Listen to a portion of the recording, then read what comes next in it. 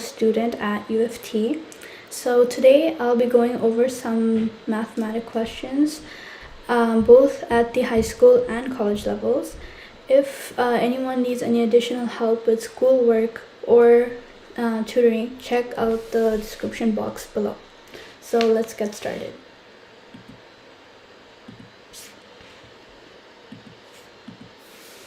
So question number 1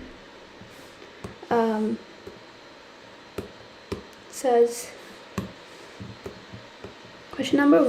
what is the area of the circle given its diameter as 3.4? So I'm just going to write down, I'm gonna just denote D as diameter and just write down what's known. And so they're telling us to find the area of a circle. So the formula for the area of a circle is pi r square. So r is the radius of a circle. So when let's just draw a circle here. Okay, so it's basically half the distance between a circle. So you can say that this is the radius, whereas the diameter is the full distance. So you can clearly see that the radius is about half the length or the distance of the diameter. So we can say that r is basically equal to d over 2, so basically half of the diameter. And to answer this question, we're just gonna plug in r equals to d over 2 into the formula. So our formula once again is area equals pi r square. So we're just gonna plug in r square, which is d over 2 squared. So if we simplify that, we get pi over 4 d squared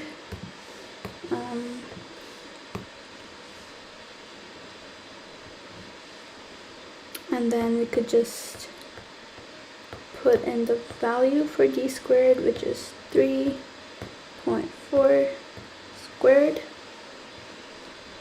and then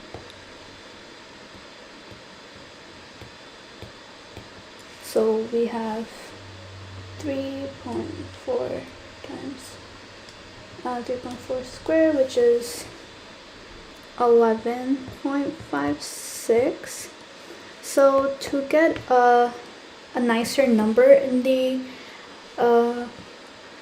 numerator, we can so what I'm gonna do is I'm gonna multiply the numerator and the denominator by 25 to get a nice denominator, to get like a nice denominator and a numerator.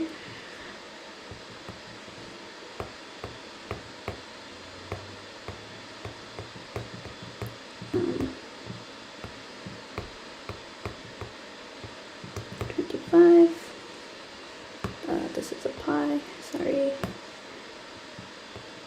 Okay, so what we get is we get 289. Don't forget the pi, we didn't really simplify the pi, over 100. So this is ultimately the answer. If we can also multiply the pi, where we can like actually put the real value put the value of pi and multiply it, but I guess this is one of the simplest way and to write it in a simple form. And since the unit is given, we can write the unit for area would be meters square over 100. So that is basically our answer to this question.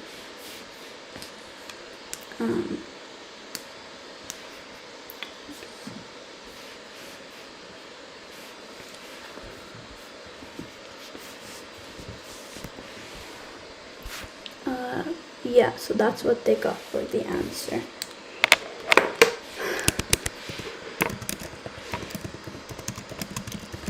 I would just mention to put the units. Since the units are given, so as 229, let's write pi meters squared, so the solution is correct. So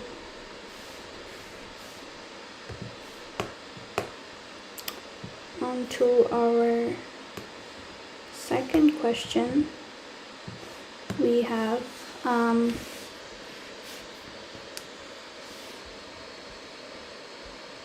so gamma decay is a type of radioactive decay wherein an excited nucleus releases a high energy photon called gamma rays. The daughter nucleus is an isotope unlike the other modes of radioactive decay.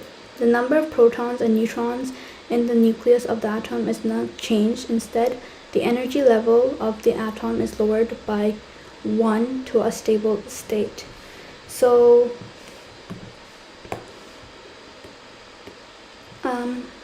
what they're saying here is when we have a gamma decay, we don't lose any protons or neutrons, because in an atom, so we have an atom and like these are the energy levels, and we have let's say 2 electrons. It's only the electrons that are going to change. So 2 electrons in the first energy level, let's say and then let's say it has 7 electrons in the upper level energy level. So instead, what happens is the energy level of the atom is lowered by 1 to a stable state. So basically, to make this stable, we need to this is highly reactive, as you can see, because it needs 1 more electron to be added so that it could be a fully stabled atom. So yeah, so this is correct, and we can so to become stable, we just have to lower it by one level, so it could become a stable state. So this is correct.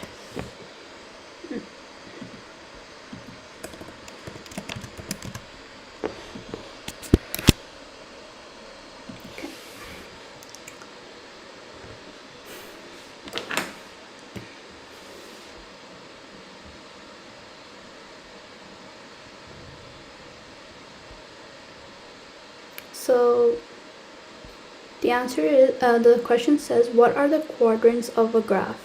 So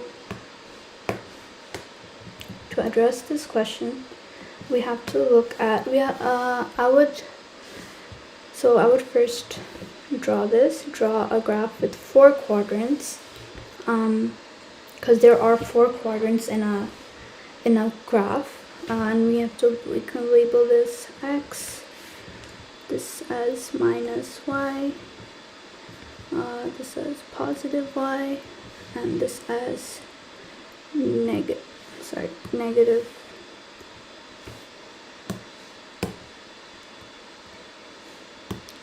x. Okay. So this is our first quadrant. Our first quadrant. This is our second quadrant, our fourth quadrant, and our third quadrant.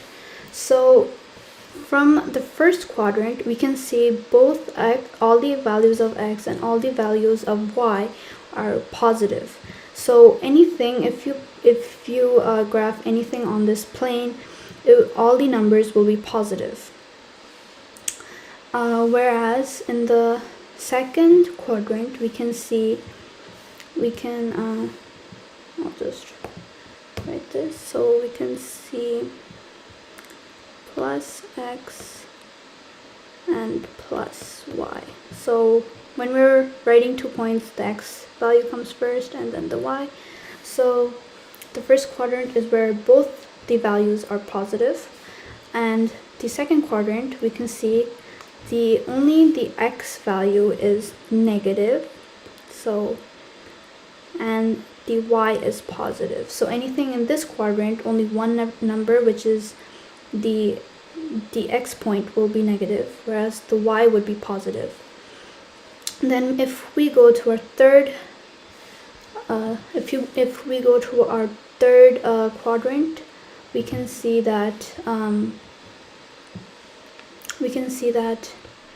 both our values are going to be negative.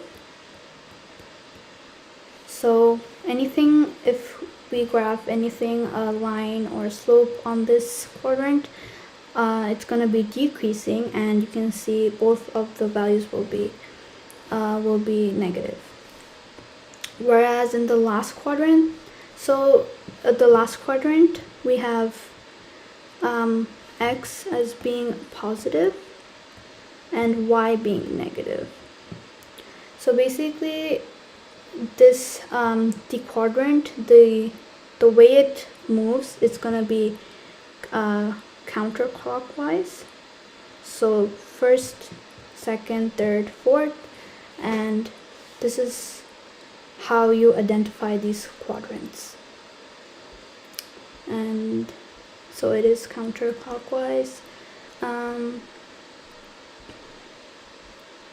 So yeah, let's try a sample problem where we need to graph the points. So I'll just go down.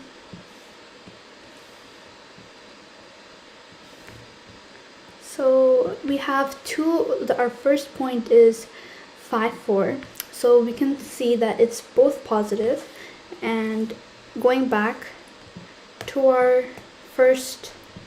example, our diagram, we can see that the first quadrant has the x value as the positive and the y as the positive. So we know that that point will be somewhere on, so let's just say this is 5, this is 4, and we see that this line is right here.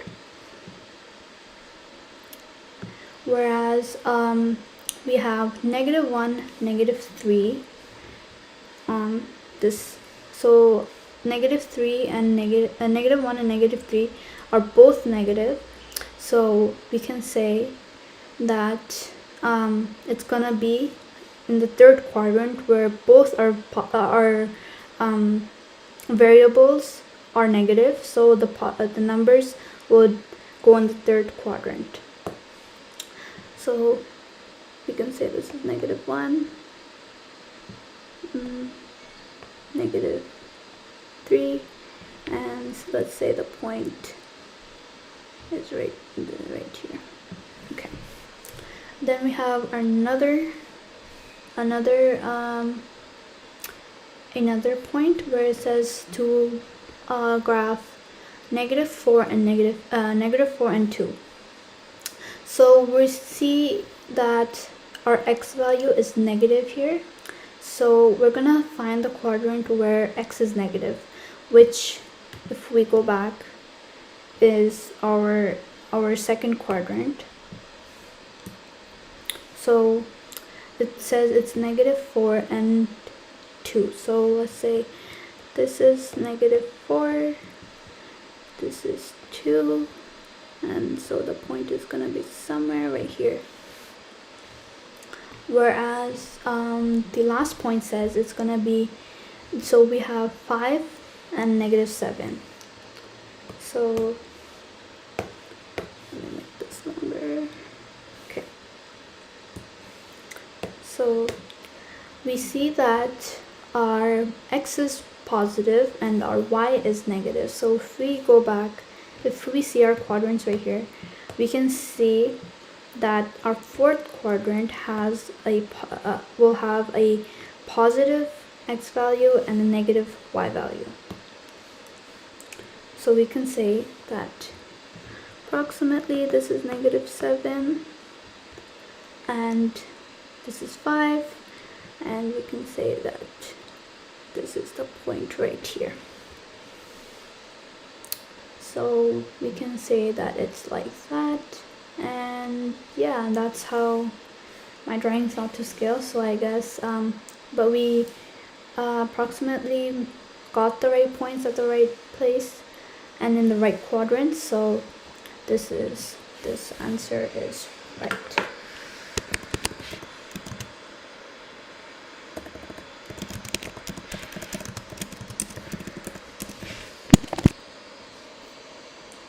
Oops, accidentally pressed incorrect, but it was correct.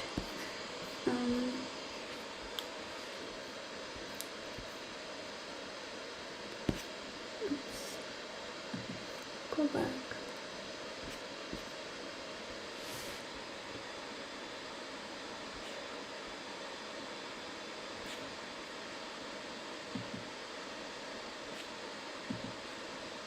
Okay, let's go to our third question. The third question would be, it says how do I find the value of sine 30? So to first do this question,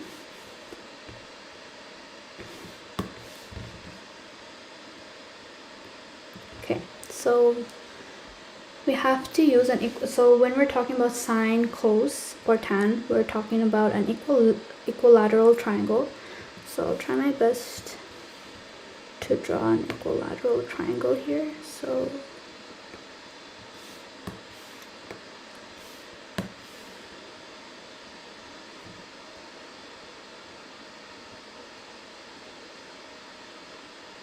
okay, this is a 90 degrees and this is 90 degrees too. So it's saying that sine, and this is our hypotenuse, so h, and they're saying that this is 30 degrees and this is x, and it's saying we have to find sine of 30. So we know to find sine, we know sine is equal to opposite over hypotenuse. So we know that this would be 60. I'll draw this one again bigger. Oops.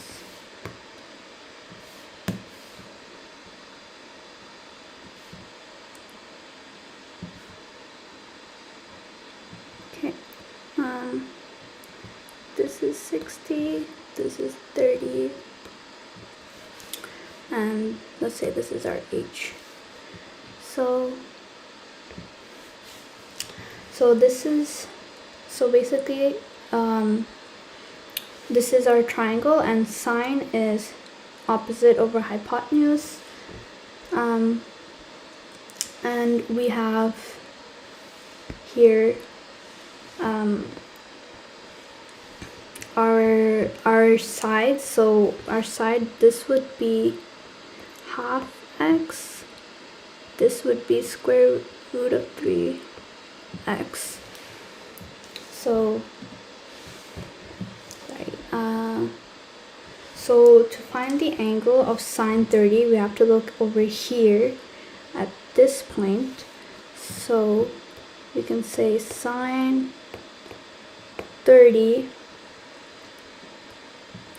is equal to, opposite would be 1 over 2x over hypotenuse, which is, I'll just write this as x to keep all the variables the same, x. So what we ultimately get is 1 over 2x over 1 over x. So we just cross the x out and we just have a half. So sine of 30 equals half. So that is the answer here, and yeah, we got the right answer.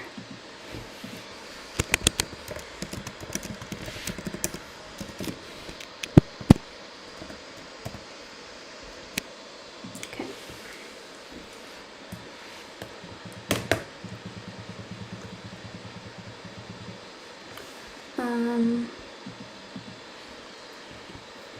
Okay, so our fourth question says how to calculate the volume of a cube. So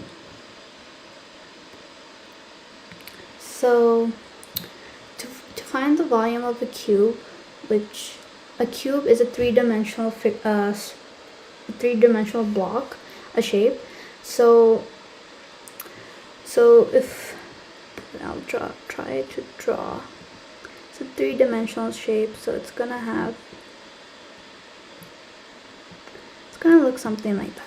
So it has 6 sides. So to find the volume of it, since it's a cube, to find the volume of it, the formula of the volume is basically length times width times height. So length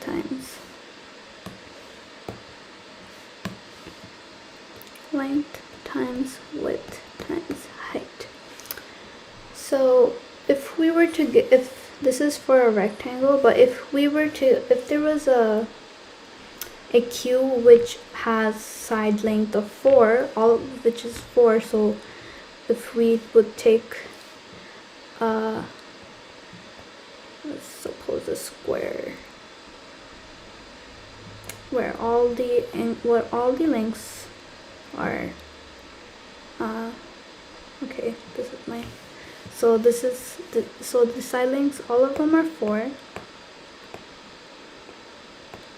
Okay, so our volume would be 4 times 4 times 4, which is basically 4 cubed, and this would be, so it says 4 centimeters.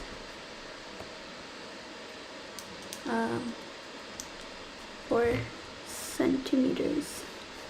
So it would be 64 centimeters cubed, because we have 3 dimensions here, so it's gonna be 3 cubed, and that's the right answer.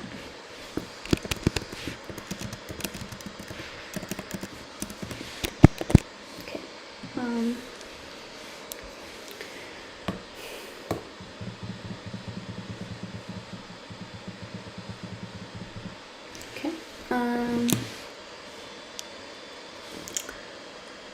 So the next question says how to find the square root of 32. So we're in question number 5. So the square root of 32.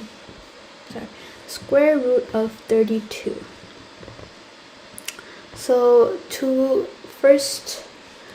we can write, so the square root of 32 looks like this. So if we want to find the square root of 32, maybe a lot of them could do it, if you know, but how we can break this down by treating this as a product.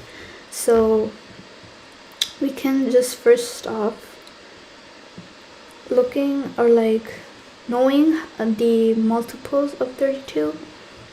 So we can like make a tree and branching off, saying and finding what are the multiples of 32. So the basic one would be 16 times 2. You can further break down 16 where it's 4 and 4, and then where you can, so this is just 2 times 1 basically, but you don't, well, it's just 2. And so when we have, so we can just take these 3 multiples of 32. We can write this as 4 times 4 times 2.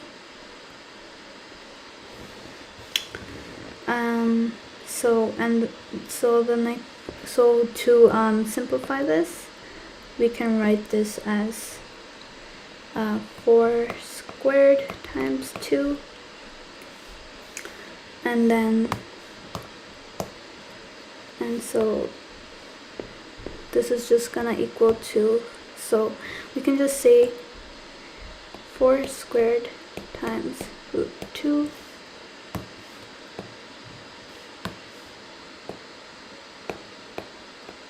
times root 2. So we know if we have a square underneath the root, it just cancels out.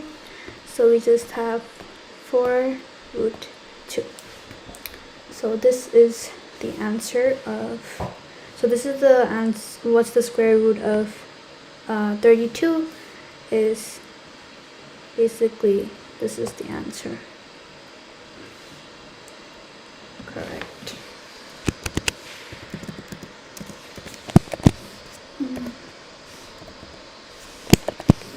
This is correct.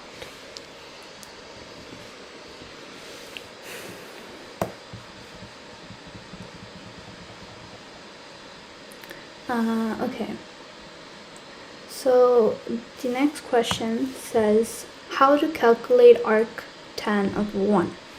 So if we have arctan of 1. Okay, arctan of 1. Okay, so to find arctan of 1, we have to use our special triangles.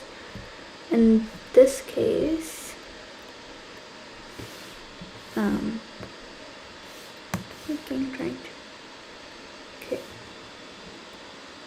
this is a right degree, this is our 45.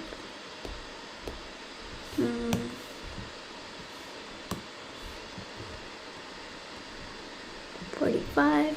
This is 1. This is square root of 2. This is also 1 because these two are the same. Okay. So we know tan is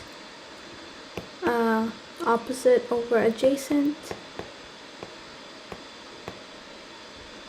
So if we look at, this is also 45.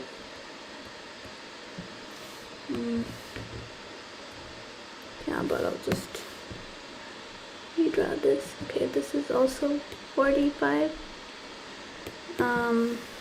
So if we were to look at this angle, a 45-degree angle, so we can say that tan of, so we're trying to find arctan, so basically arctan is the opposite, so we're trying to do the opposite and find the degree here. So what we're going to do is take the inverse of tan. So arctan is basically the inverse of tan.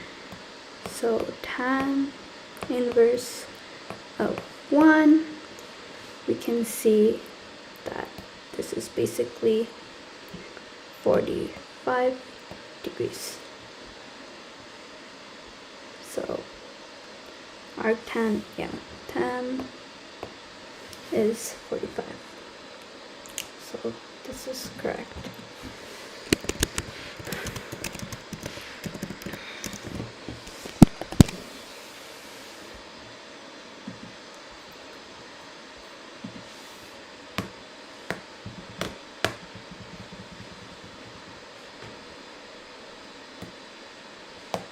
Okay, so our next question says, what is the value of tan 0? So this is question number 7. What is the value of, so tan 0 equals what?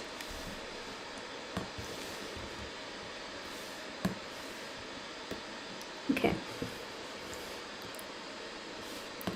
So in order to find tan of 0, we can obviously plug this into a calculator, but to show the steps, we can say, so to go, if we are going to use the quotient identities, we can say that tan of x is equal to sine x over cos x.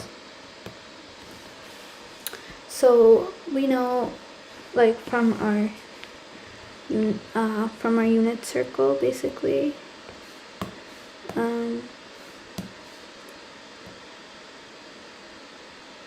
the unit circle, okay, so this point is 0, 0, this is 90, this is 180, this whole line, and then we have 270 over here and 360, right? And this is 0. So if we are trying to find tan of 0, so we're just gonna plug in 0 for sine of x and cos of x. So what we're gonna do is find what this will equal to. So sine of x, sine of 0 over cos of 0 would, so we know that sine of 0 is, so sine of 0 is 0, where cos of 0 is 1. So tan, I'll just do this, tan of 0. So anything, if we have 0 in the numerator and 1 in the denominator, this is just gonna be tan of 0 is gonna be 0. So it's just gonna be 0. So this is the answer to that question.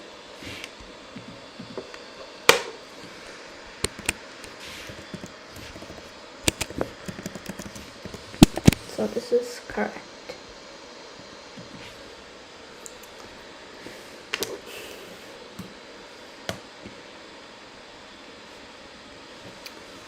Okay, so we're trying now. The next question says how do you find the exact value of sine pi over 3? This is question number 8. So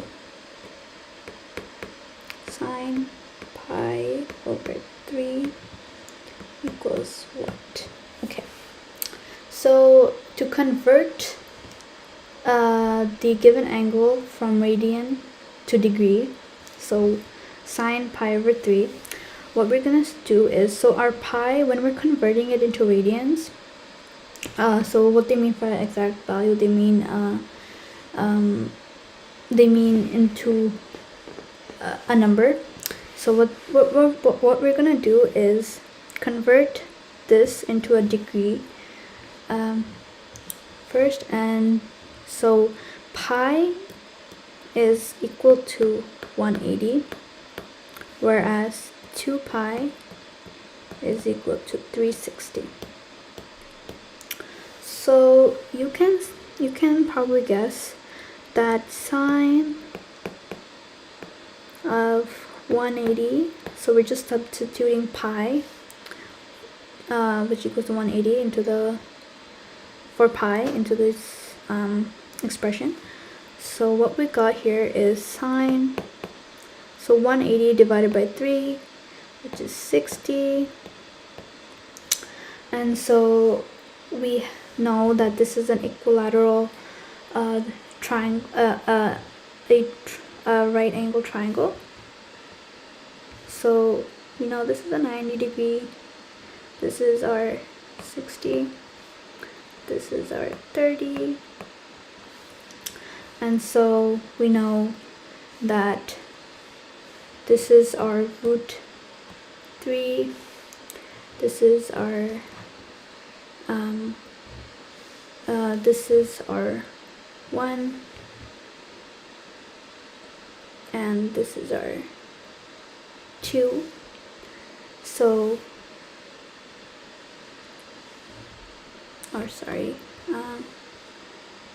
this, I'll just make this one right here. Okay.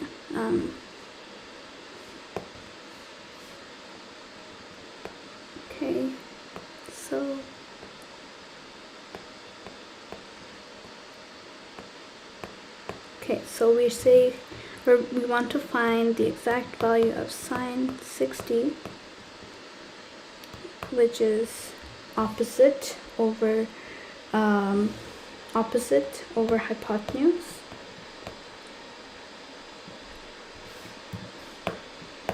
And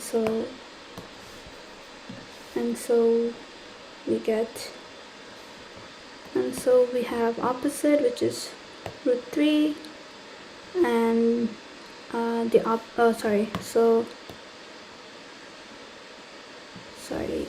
this would be, I think I messed up. So this would be opposite, got the things wrong. So it would be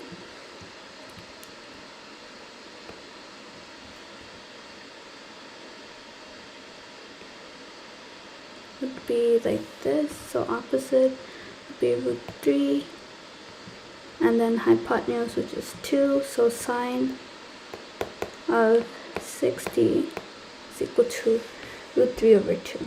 So this is the right answer.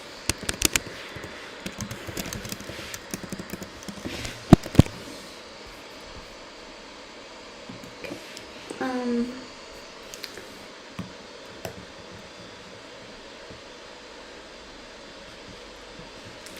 So now we want to find the value of cos. So now we want to find the value of cos pi over 4, and so this is question number 9. Want to find out cos pi over 4. So this is basically the same question we just did right now. Convert this into degrees first. So we know that pi is equal to 180. And so if we substitute 180 for pi, we have over 4. So we get cos of 20. And so if we want to have a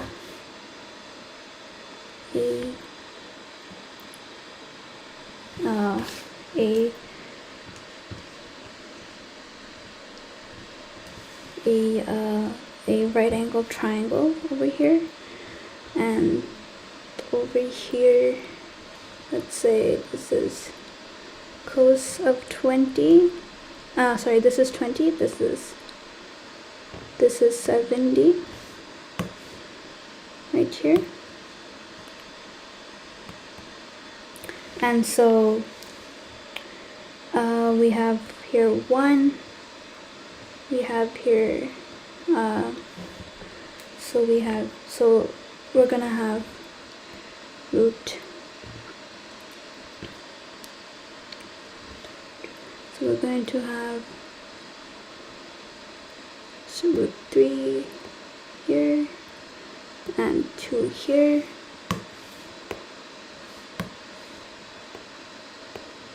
And so we know cos is adjacent over hypotenuse. So this is going to be, sorry, cos, I forgot to write cos of 20. So this is going to equal to adjacent, which is root 3 over 2. So this is the answer for cos 20, and this is what I get. And oops, sorry, so this is gonna be root 2. I wanted to write root 2, yeah. So this is gonna be root 2 over by 2.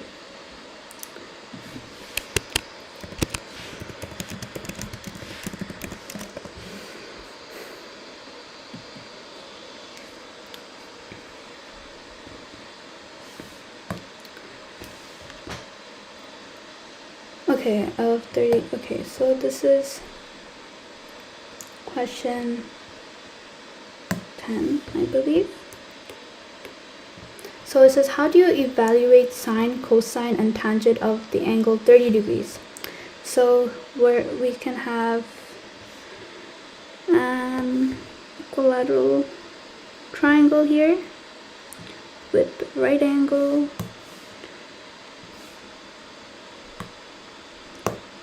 Yeah, okay, so a right angle here.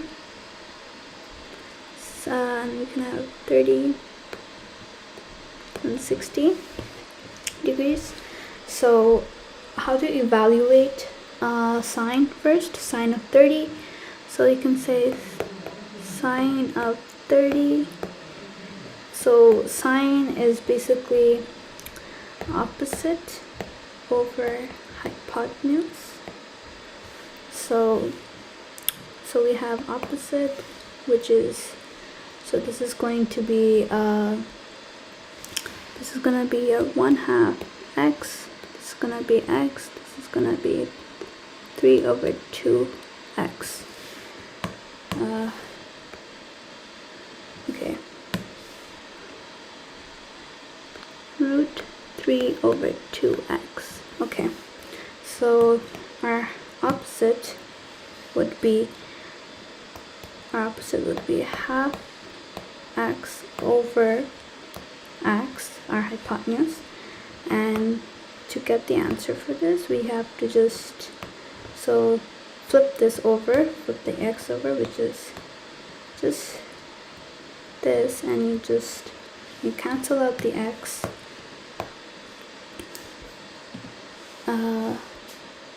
So this is how we did it. So it's opposite over hypotenuse, and then we cancel out the x, and then we have a half left. So So it's gonna be sine 30 is equal to a half. And this is the answer to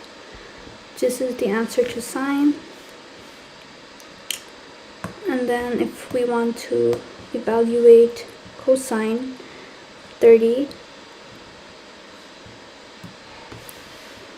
so cosine of 30 is gonna equal to adjacent over hypotenuse. So I just abbreviated it. So adjacent would be root 3 over 2x over hypotenuse, which is x. And then you flip this over, times 1 over x. Just cancel this out. And then what we have is root 3 over 2. So basically cos 30 equals root 3 over 2. And if we were to do the same for tan 30, this is how we would do it. So tan 30 is basically opposite over adjacent, and so the opposite we have 1/2,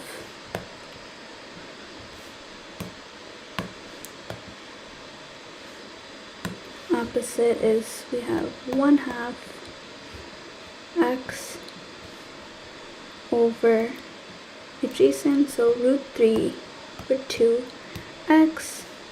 So what we're gonna have here is reciprocal, but 2 times 2, 3 x and x. So we have here, so what we have here is basically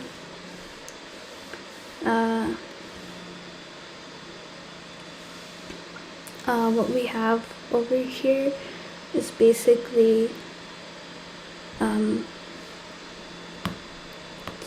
so what we're gonna have over here is basically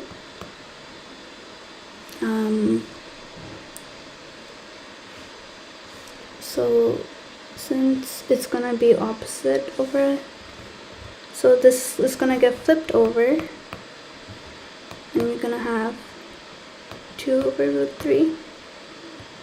So sorry, this is a 2, and we're gonna have here 2, so the x gets cancelled out here. What we're gonna have here is 2 over root 3. So this is what I have gotten, because tan is opposite over adjacent, or as we know, we could have done this another way, because we know that sine is 1/2 and cos is 3 over 2. So we could have just done this, and this is what I get for tan of 30, which is 2 over 2 over 2 root 3.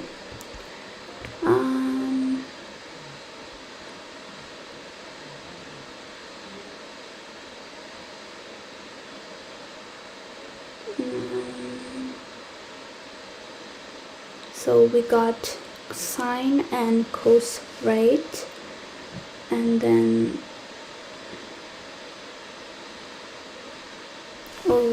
so we can cancel out the 2's here, sorry, my bad.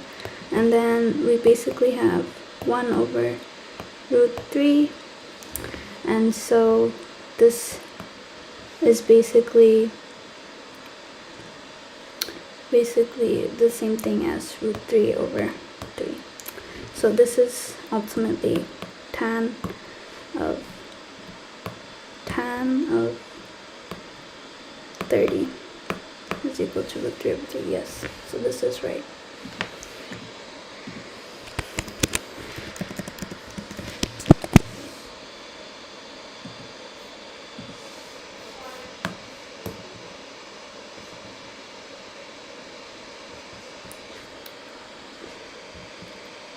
So now we're doing a derivative question, and so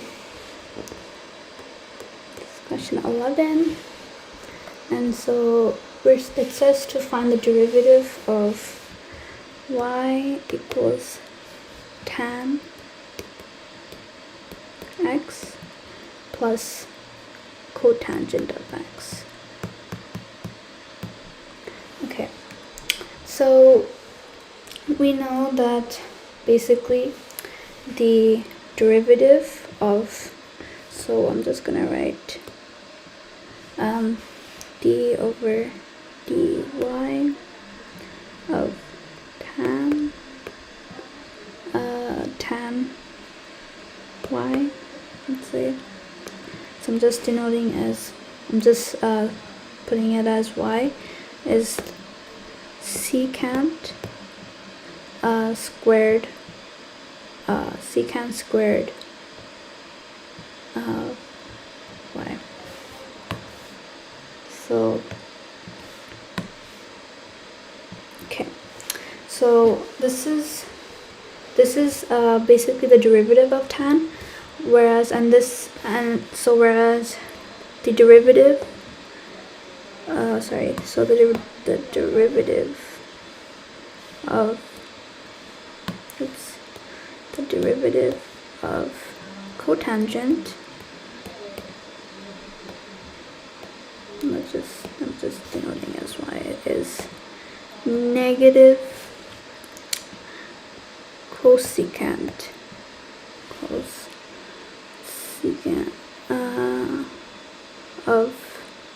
secant squared of y.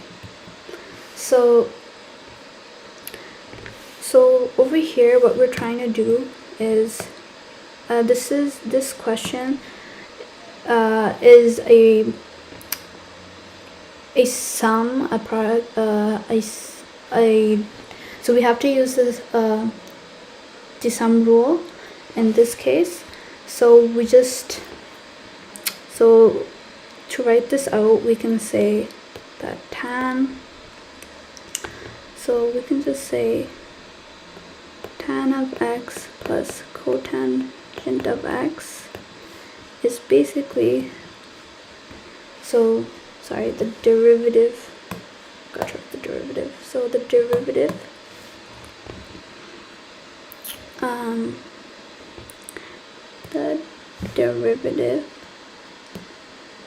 of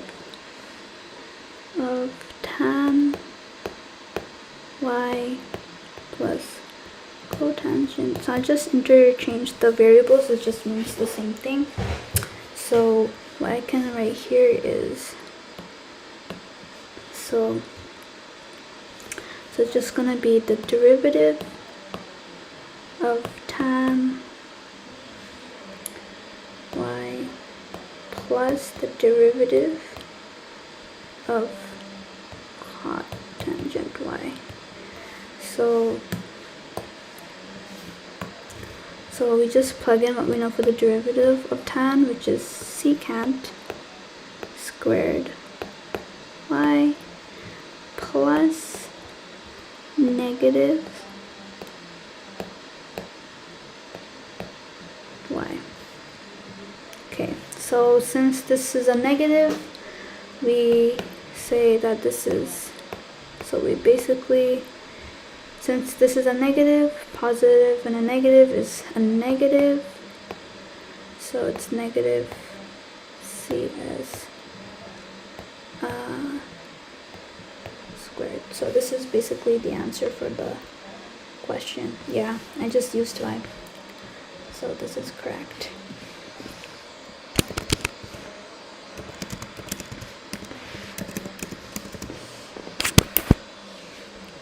Okay.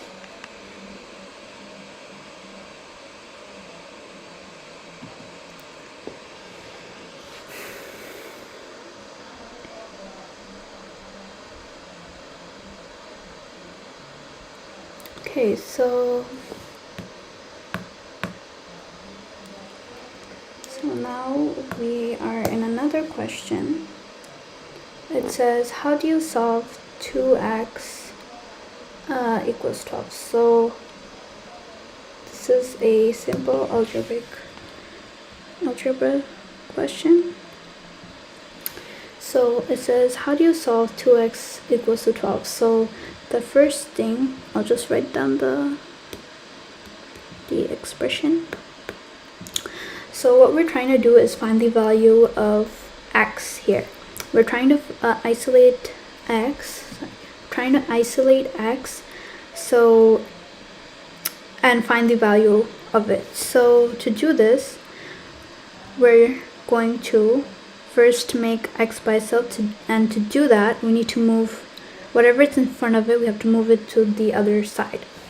So if we do that, the thing that's in front of x is 2. So since 2 is multiplied with x, when it moves to the other side, it's going to be division. It's going to be divided by 12. Divided by 2. And we know 12 divided by 2 is 6. And so x equals 6. And this is right.